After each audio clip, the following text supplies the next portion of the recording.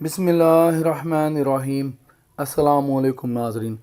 तमाम तारीफ़ें अल्लाह ताला की पाकज़ात के लिए जो तमाम जहानों की खालिक मालिक और परवरदिगार है, और लाखों करोड़ों अरबों खरबों दरूद और सलाम अल्लाह ताला के आखिरी नबी और रसूल हज़रत मोहम्मद मुस्तफ़ा अहमद मुजतबा सल्लल्लाहु ताला अलैहि वसल्लम पर।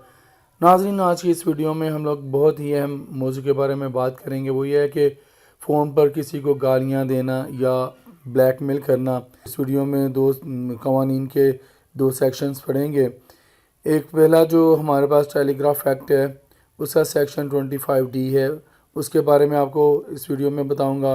और दूसरा section 506B Pakistan penal code, इसके बारे में आपसे बात करूंगा। नाज़रीन, इनके मुताबिक अगर कोई शख्स जो है आपको फ़ोन पर गालियां देता है, मारने की धमकियां देता है या ब्लैकमेल करता है या इलेक्ट्रॉनिक डिवाइसेस के ज़रिए तंग करता है, तो आप उस शख्स के ख़िलाफ़ टेलीग्राफ एक्ट और ताज़ीरात पाकिस्तान के तहत, जैसे मैंने कहा ये दो कवानीन हैं, इनके तहत जो है आप FIR दर्ज करवा सकते हैं। इनके सेक्शन मैंने आपको बता दिए, फिर बता देता हूँ।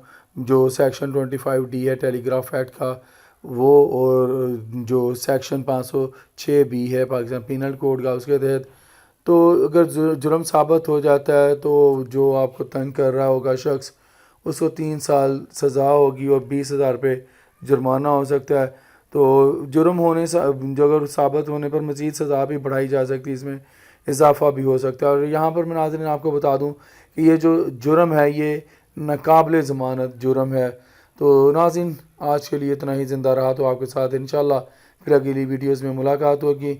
इजाज़त दीजिए। अल्लाह हाफ़िज़।